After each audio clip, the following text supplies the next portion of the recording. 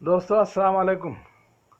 अभी देखिए सूरह असर से कि इज्तमाही तौर पे किस तरह से दीन की जो पोजीशनिंग है, दीन का जो निज़ाम है वो कैसे चलता है। पूरे कुरान में आमनु व आमिलु सालिहात के साथ आप देखेंगे कि जन्नत की बशारत है। अब ये सूरह असर में आमनु और आमिलु सालिहात के साथ तवासी बिलहक और तवासी बिस्सब्र है। ठीक इसी तरह से कुरान में दूसरी जगहों पे कुछ दूसरी बातों का जिक्र है।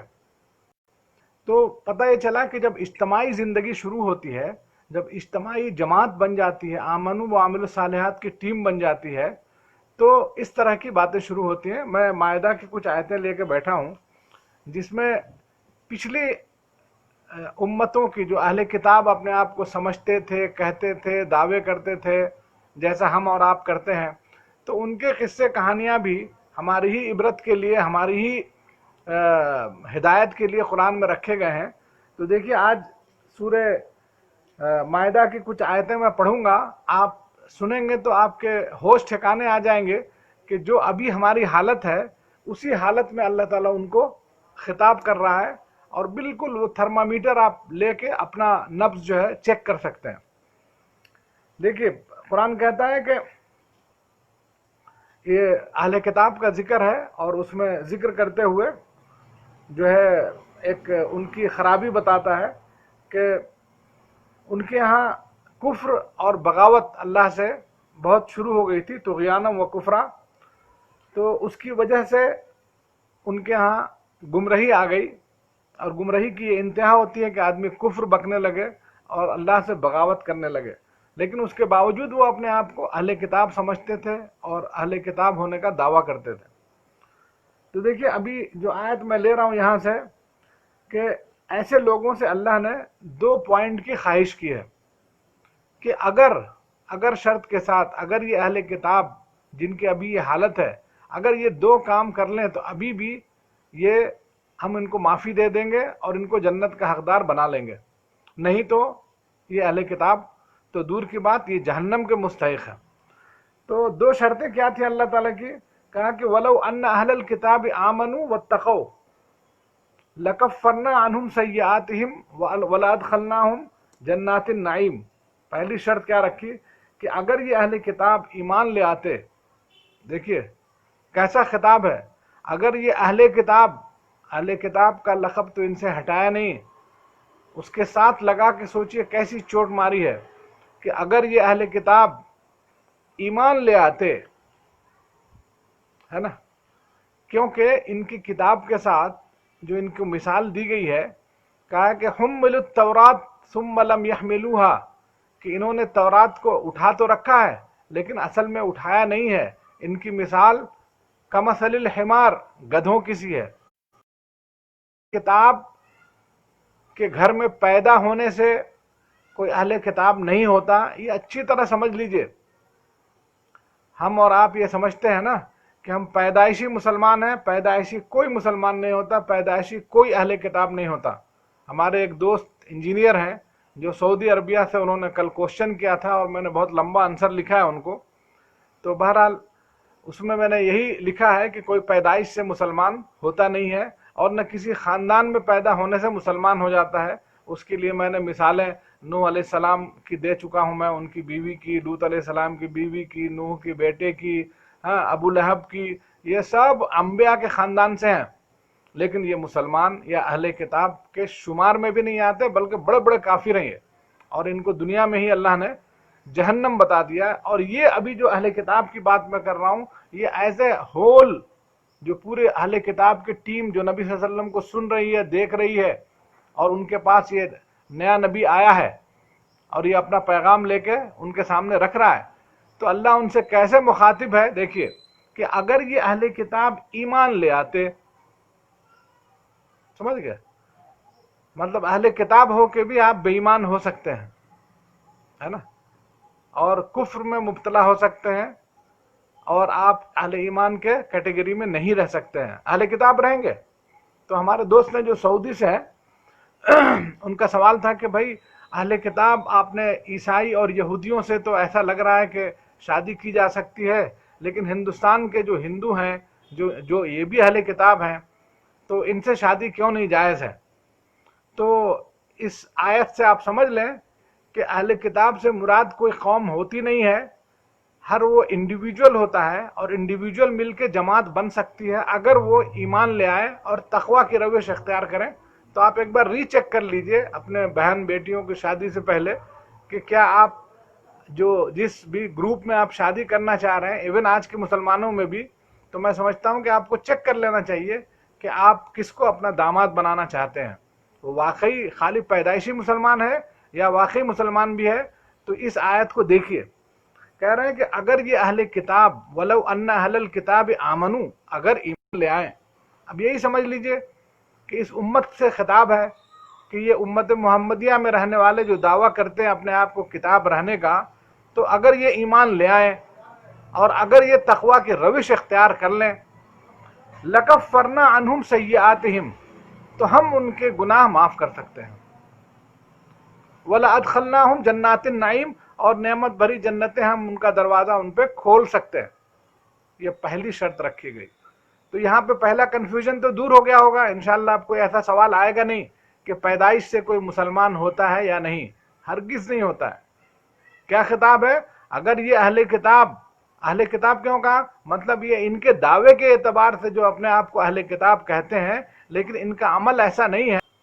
تو اب یہ نبی سے خطاب ہے، زبردست خطاب ہے کہ اے رسول، اس چیز کو آپ ٹھیک ٹھیک پہنچائیے جو آپ کے پاس آ رہا ہے، اس کو ٹھیک ٹھیک پہنچائیے۔ دیکھیے کیسا خطاب ہے، کیا نعوذ باللہ نبی صلی اللہ علیہ وسلم نہیں پہنچا رہے ہیں؟ اس میں کوئی ڈاؤٹ ہے کہ نبی صلی اللہ علیہ وسلم نہیں پہنچا رہے ہیں؟ بالکل نہیں ہے، لیکن یہ خطاب اس لیے ہے کہ جو نبی ہے، پچھلی قوموں کا ابھی ذکر کیا تھا کہ انہوں نے تورات اور انجیل کو نہیں پہنچایا، اگر پہنچاتے تو اللہ انعام دیتا۔ تو اللہ تعالیٰ یہ بتانا چاہ رہا ہے کہ ہم اپنے نبی سے، جو ہمارا محبوب نبی ہے، ہم کتاب کے سلسلے میں کتنے سخت ہے کہ ہم اس سلسلے میں ہمارا جو وزن ہے، یہ چونکہ پوری دنیا کے قیام کا مقصد ہی ہے کہ اللہ تعالیٰ کو لوگ پہچانیں اس کی کتاب کے ذریعے، اور اس کتاب کو ہمیشہ تا قیامت محفوظ کرنا ہے۔ تو اس لیے ان کو خطاب کیا جا رہا ہے کہ ان سے کم وہ سبق لیں۔ جیسے آپ دیکھتے ہیں کہ گھر میں دو بچے ہیں آپ کے، ایک بچہ بہت اچھا ہے اور ایک بچہ مان لیجئے ایک گناہ اس کا کہ رات میں بہت لیٹ آتا ہے۔ ایک دن اتفاق سے اچھا بچہ جو ہے لیٹ آ گیا، اب اس کو تنبیہ کرنے کے لیے جو بدتمیز بچہ ہے، جو بات سنتا نہیں ہے باپ کی، تو اس بچے سے خطاب نہ کر کے جو اچھے والے بچے کو باپ ڈانٹ رہا ہے، تو اس کا مطلب کیا ہوتا ہے؟ اچھے بچے کو ڈانٹنا مقصد نہیں ہوتا ہے، صرف خطاب ہے ادھر، اس سے ڈانٹ انہی کو پلائی جا رہی ہے کہ اس کتاب کے سلسلے میں ہمارا سختی کا معاملہ کوئی نیا نہیں ہے۔ دیکھو ہم نبی سے بھی، جس کو یہ ذمہ داری دیتے ہیں کتاب پہنچانے کی، اس کے ساتھ بھی ہمارا طرز عمل یہ ہے۔ تو تم کس کھیت کی مولی ہو؟ تم نے اپنی کتاب نہیں پہنچائی جو تمہاری طرف ہم نے بھیجی تھی۔ تو یہ نبی صلی اللہ علیہ وسلم کو کہا جا رہا ہے ڈائریکٹ خطاب کر کے، اے رسول، ٹھیک ٹھیک آپ پہنچا دیجئے اس کتاب کو جو اللہ کی طرف سے آپ کے ہاں آئی ہے۔ اگر آپ نے نہیں پہنچایا تو گویا کہ اپنے کار رسالت ہی انجام نہیں دیا، فما بلغت رسالتہ۔ اس کے بعد جو مزید سب سے چونکانے والی چیز ہے کہ کہتا ہے واللہ یعصمک من الناس،